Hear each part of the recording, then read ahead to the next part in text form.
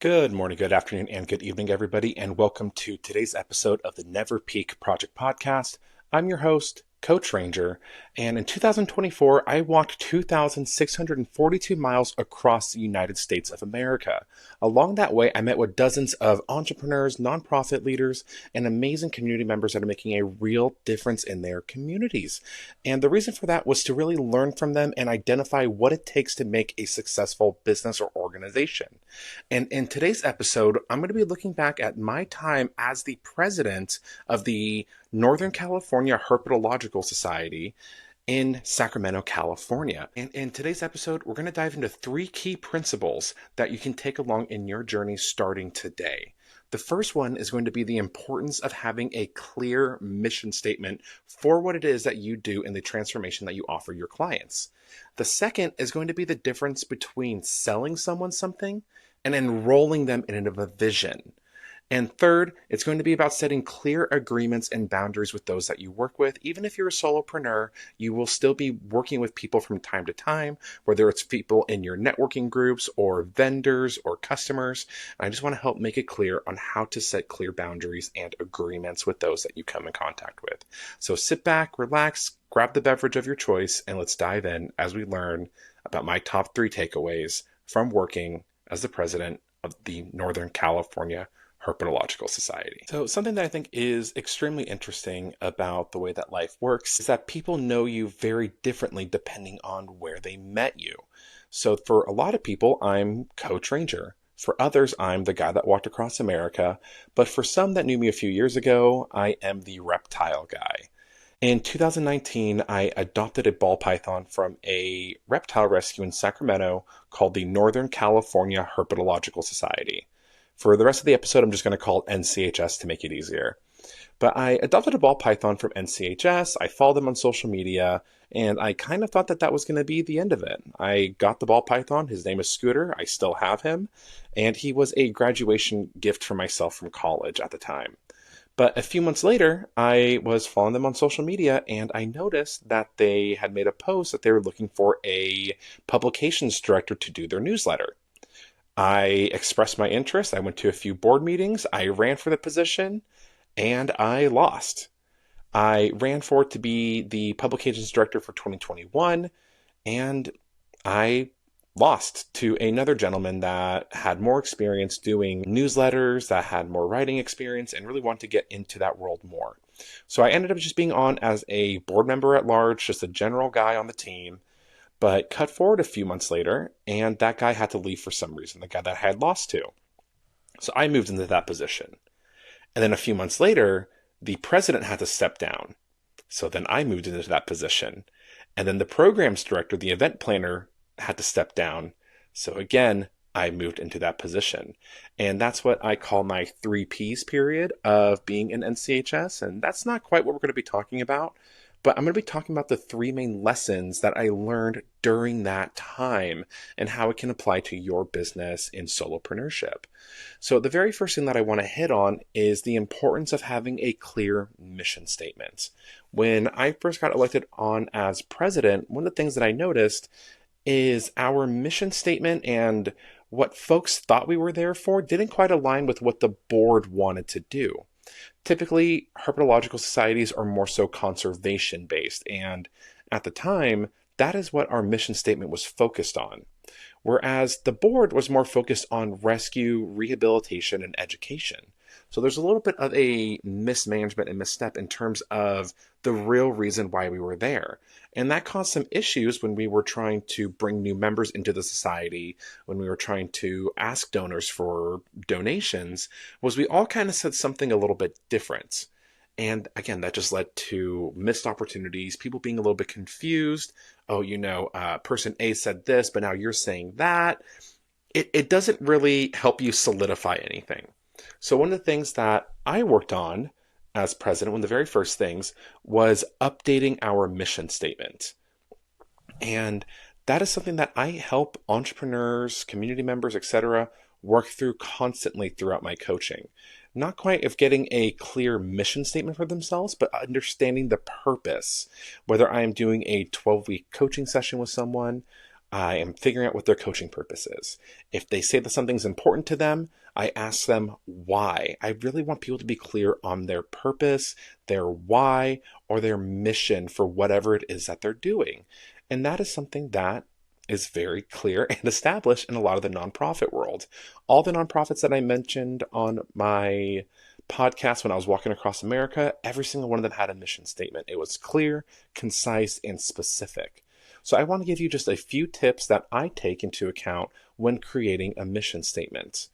The very first one is to make sure that you are clear on the audience and people that you serve. Who is your target demographic? Who is your audience? What is it that you really want to create for them? What problem are you solving? It's taking the person and understanding what the end result for them is. The other thing is being sure that you're following the three principles for creating a mission statement as outlined in the book, The Path by Laurie Beth Jones. And those three are to make sure that your mission statement is no longer than one sentence, that a 12-year-old could understand it, and that you're able to recite it under extreme pressure. Now, that is something that I took into account when I created my mission statement for my walk across the country. My mission statement for that was to highlight, learn from, and work with people across the United States that are making a real difference in their communities. It was something that I had to recite every single day when I met someone new, when they were asking me why I was doing this.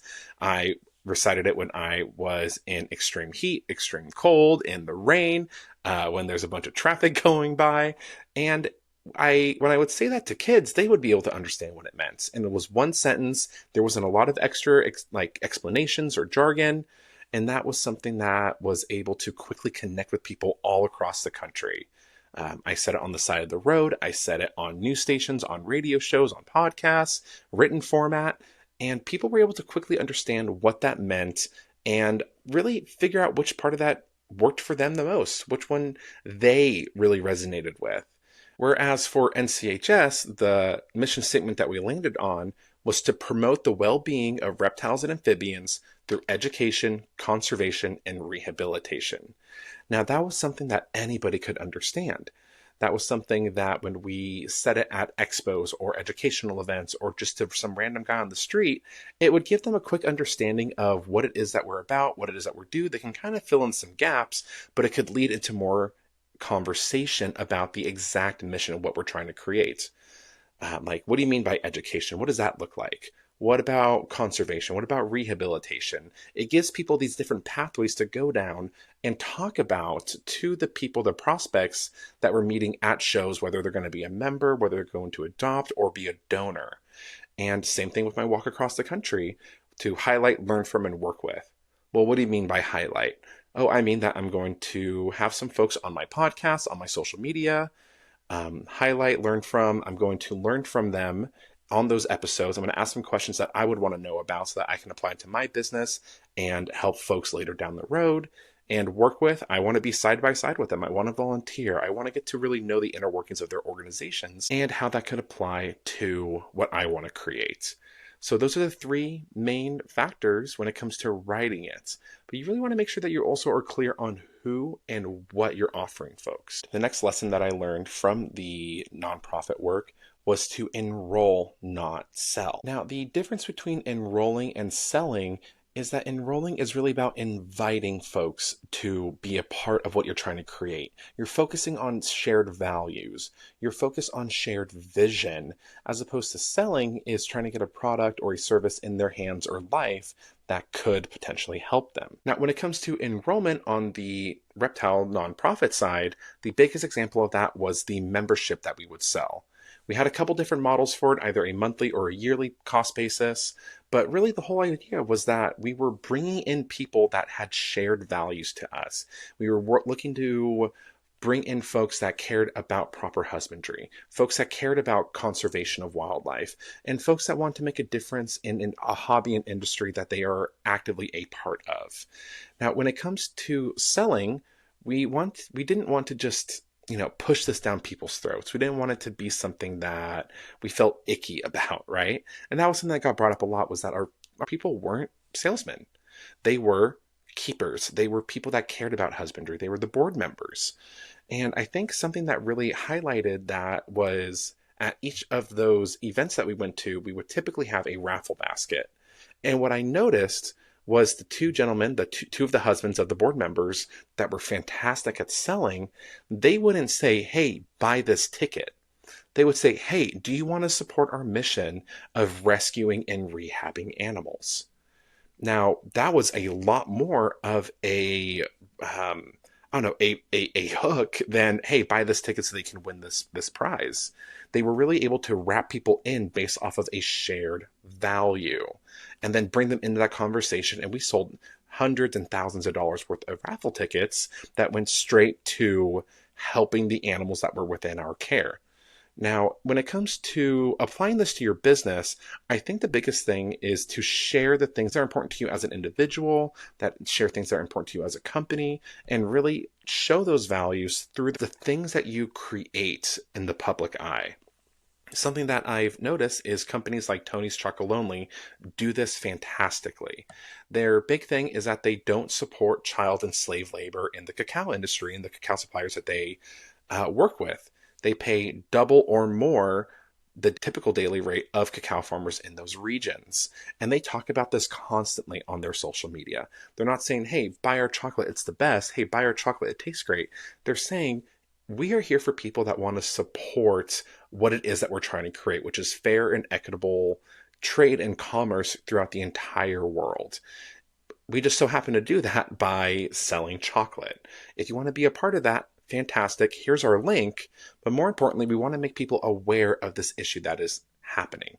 And that is a fantastic example of socialpreneurship, which I'll get into in another episode.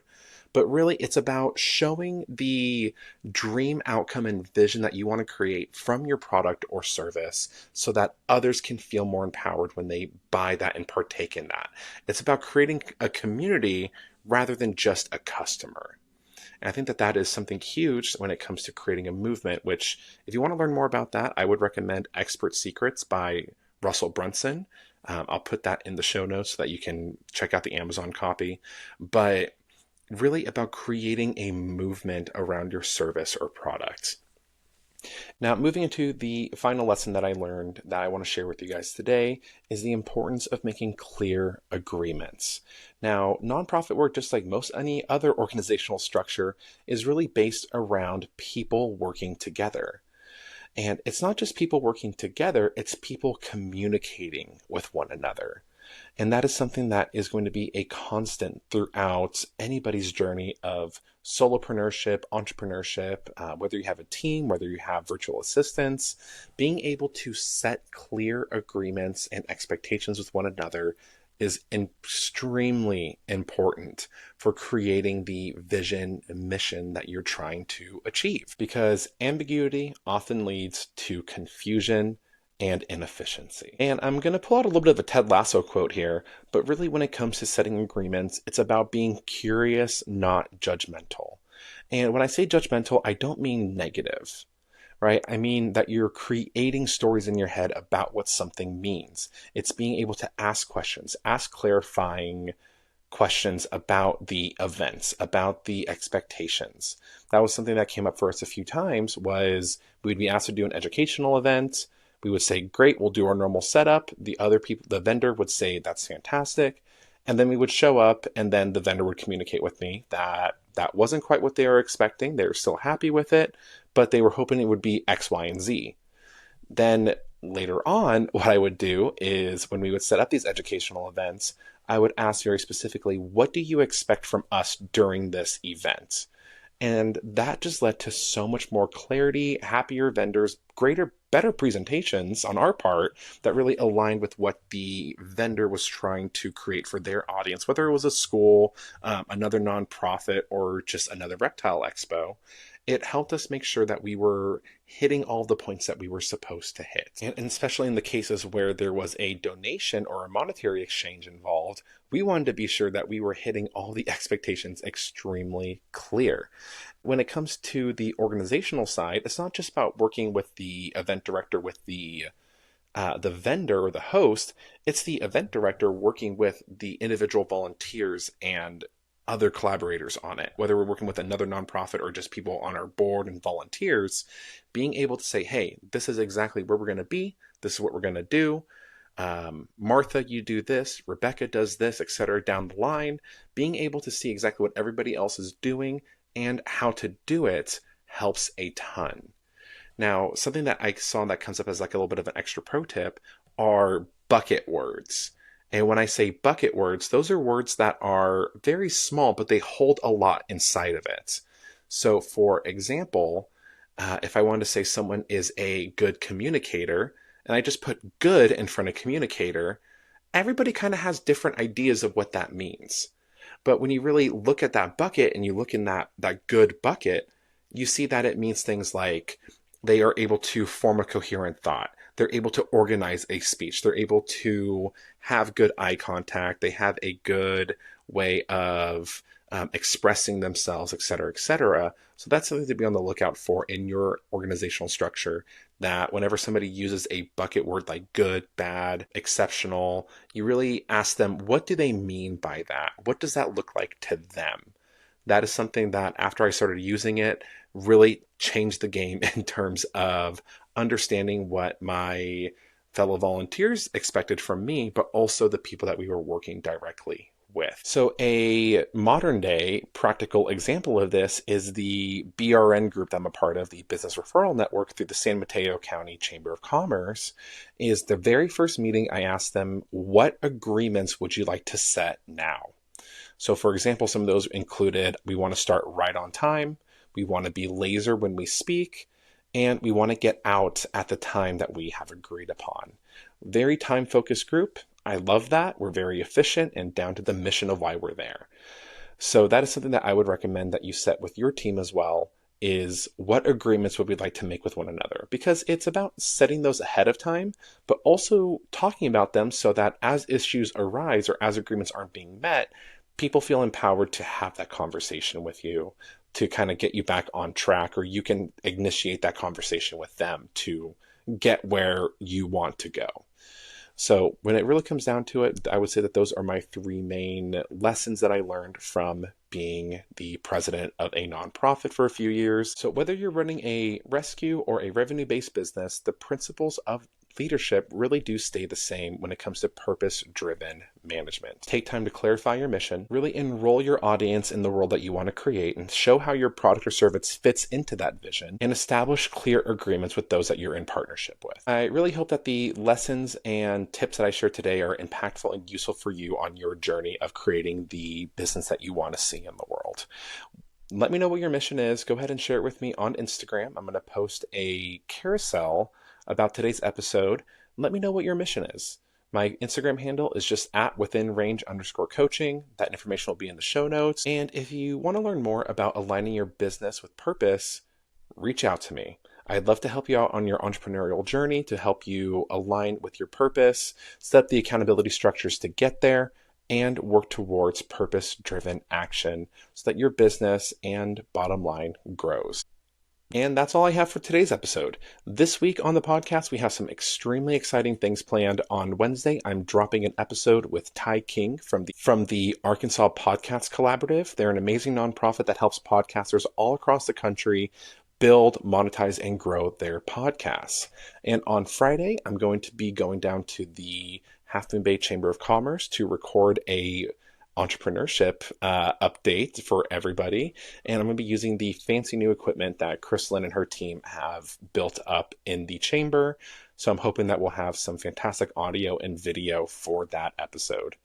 But until then, remember that the best is yet to come, as long as you're willing to make the decision to never settle, never quit, and never peak. I'll see you guys in the next episode.